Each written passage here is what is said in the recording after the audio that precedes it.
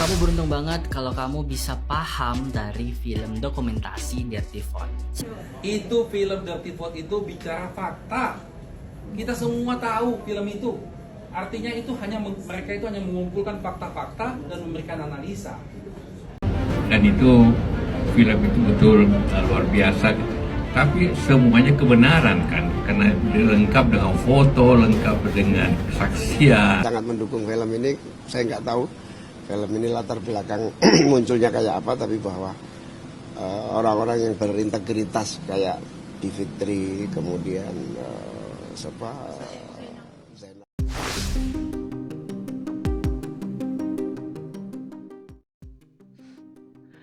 Oke guys, cuplikan tadi gua harap akan menjadi pengingat buat kita semua. Siapa tahu mungkin tahun depan akan ada rilis film baru lagi. Ya, tapi apapun itu, saya secara pribadi harus ngucapin terima kasih banyak kepada sang sutradara Dendi Laksono yang sudah sukses menampilkan film ini dengan durasi 117 menit dan diposting di masa tenang. Bagi saya sih itu kita harus apresiasi ya. Ya, karena bisa jadi pada saat masa tenang kemarin ada kelompok yang memang was-was apakah jagoan gue menang gak ya, gitu.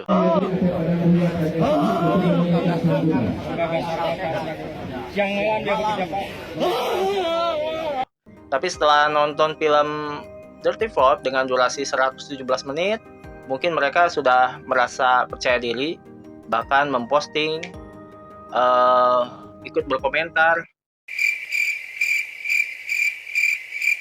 Ya, tapi apapun itu, gue harus apresiasi sekali lagi buat Dendi Laksono yang sudah ikut mensukseskan, meramaikan dinamika politik tahun ini. Dan kita tahu bahwa ini bukan pertama kalinya beliau membuat karya-karya film seperti ini. Sebelumnya ada Sexy Killer, Rayuan Pulau Palsu, yang mana saat itu juga beliau ikut meramaikan dinamika politik, dinamika pemilu, yang ujung-ujungnya salah Jokowi.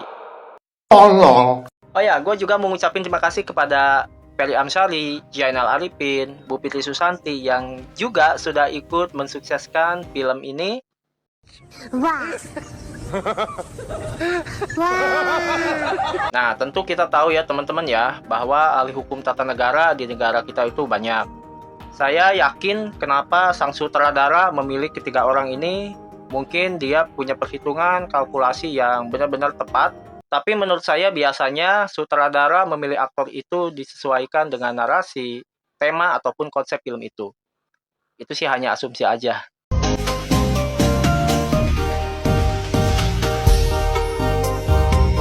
Tapi saya harus jujur dan katakan, mohon maaf, untuk kali ini film dengan durasi 2 jam 56 menit 21 detik itu harus kandas, harus kalah hanya dengan video seorang mahasiswi Unhan yang bahkan durasinya itu gak sampai 1 jam. Sejak kecil saya bermimpi ingin menjadi dokter. Tetapi apakah hal itu mungkin bisa terjadi? Terpikir betapa mahalnya biaya pendidikan kedokteran itu membuat hati saya cip tak bernyali. Jangan lupa subscribe channel update untuk mendapatkan info terbaru tentang politik Indonesia, khususnya pemilu 2024. Selamat menyaksikan. Ini Taruni. Siap. Kau course apa? Siap elektro. Elektro. Siap. Pinter kamu? Siap. Waduh. Kamu course apa? Siap teknik. Teknik. Siap. Waduh, ini orang pinter. Kamu apa? Siap. Teknik. Teknik semua. Siap. Kamu? Siap. Kopaskas. Paskas. Siap. Sekarang bintangmu bagus. Kamu apa? Siap pembekalan. Course apa? Siap pembekalan. Pembekalan. Siap. Ini Monica dari mana kamu asalnya? Siap. Malang. Siapa ini? Siap. Alia dari mana Alia? Siap. Di Jakarta. Yogyakarta. Course semua apa? Siap. Administrasi. Administrasi. Kamu? Siap. Darwis dari mana? Siap. Jakarta. Jakarta apa? Course kamu? Siap. Administrasi. Belajar yang baik semuanya ya? Siap. Mana yang penerbang ini? Siap. Sedang terbang. Lagi terbang. Oke. Terima kasih. Lagi terbang guys. Ya. Udah pacar kalian semua. Ya udah lanjut. Kalau malu-malu berarti udah punya.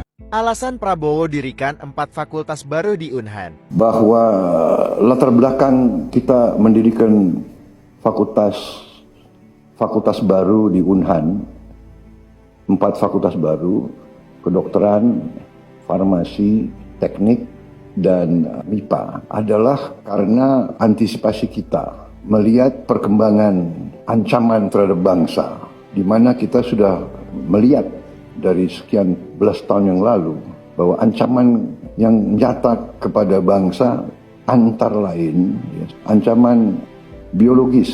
Sudah lama kita merasakan itu dengan macam-macam virus yang melanda, yang mengancam kehidupan kita, peternakan kita, ekonomi kita.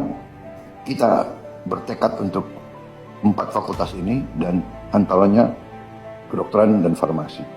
Saya lihat Unhan strategis, bicara dengan wakil saya waktu itu, Pak Tranggono, bicara dengan beberapa tokoh-tokoh, oke, ini kita jadikan aset. Ini kita akan dirikan S1. Kita akan cari anak-anak terpintar, terbaik, tanpa melihat orang tua, tanpa melihat suku, tanpa melihat ras, tanpa melihat agama. Agak bingung juga kita ini ya kan. Misalkanlah ini ya kan 01 yang menang nanti ya kan, 01 yang menang nanti ya kan, 01 yang menang nanti ya kan, 01 yang menang nanti ya kan. Misalkan ini ya kan. Misalkan ya. Bingung juga kita kalau misalkan 01 yang menang, karena kan ini mau lebaran juga ya kan. Pasti kita nanti pada mudik pulang kampung ya kan. Kita mau naik apa gitu, karena kan kalau kita lewat udara Kami menggoyangkan langit. terus kalau kita lewat darat Menggempakan darat. kalau kita lewat laut Menggelorakan samudra. bingung kita ya kan.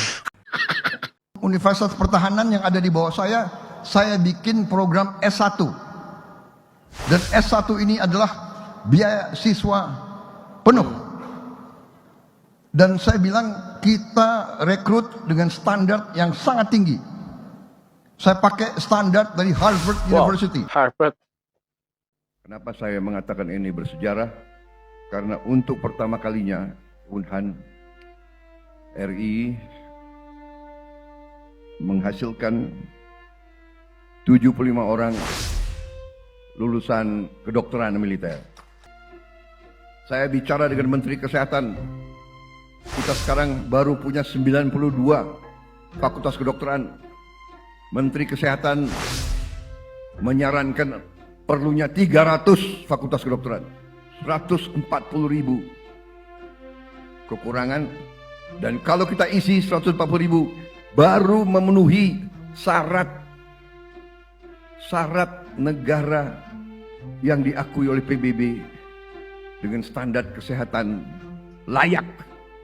Pak Prabowo ini sering membantu orang, entah ini boleh diceritakan atau tidak, tapi ada salah satu kiai di Jawa Timur yang saat itu saya diperintahkan oleh Pak Prabowo untuk datang mengunjungi beliau. Saya kaget, saya yang orang Jawa Timur, yang kenal dengan kiai itu, yang selama ini berinteraksi, tidak pernah tahu bahwa ternyata ketika saya ke situ, proses pengobatan ini sudah berjalan 8 bulan. Setiap bulan 2 kali sang kiai ini harus dibawa ke Pineng, dan itu ditanggung semua oleh Pak Prabowo. Sekali lagi ini nanti coba ya, ini boleh diceritakan atau tidak, saya hanya ingin menyampaikan faktanya karena saya waktu itu yang ditugaskan beliau untuk menyampaikan obat dan akomodasi beliau untuk berangkat ke rumah sakit di Malaysia. Saya tahunya dari sang kiai ini menyampaikan, alhamdulillah Mas Husni, saya masih bisa hidup sampai sekarang, salah satunya adalah lantaran Pak Prabowo. Saya sudah 8 bulan ini berobat di Pineng, kemudian ya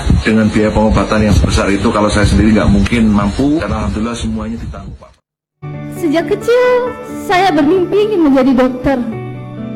Tetapi apakah hal itu mungkin bisa terjadi? Terpikir betapa mahalnya biaya pendidikan kedokteran itu membuat hati saya chip. Secerca harapan muncul, di mana Unhan RI membuka program S1 dengan status beasiswa penuh. Saya sangat bersyukur dan tidak menyangka dari 60 ribuan orang yang mendaftar, saya termasuk satu dari 300 yang diterima sebagai kadet mahasiswa Unhan. Di mana lagi ada sekolah kedokteran gratis dan malah diberi uang saku. Saya tidak perlu memikirkan bagaimana orang tua kami harus membayar uang semesteran, kos-kosan, uang makan, dan bahkan sarana yang dibutuhkan. Semua hanya tersedia di sini. Biaya kuliah gratis, tempat tinggal di mes, makan, snack, vitamin, susu, bahkan laptop untuk perorangan, serta seragam dari ujung kepala hingga ujung kaki. Ingat ya, masa depan kita gemilang. The future is yours. Do your best. Berbuat yang baik, jangan sakiti orang. Saya punya filosofi begini, filosofi saya dari kecil. Kalau Anda tidak bisa bantu banyak orang, bantulah beberapa orang. Kalau Anda beberapa orang pun tidak bisa bantu, bantulah satu orang.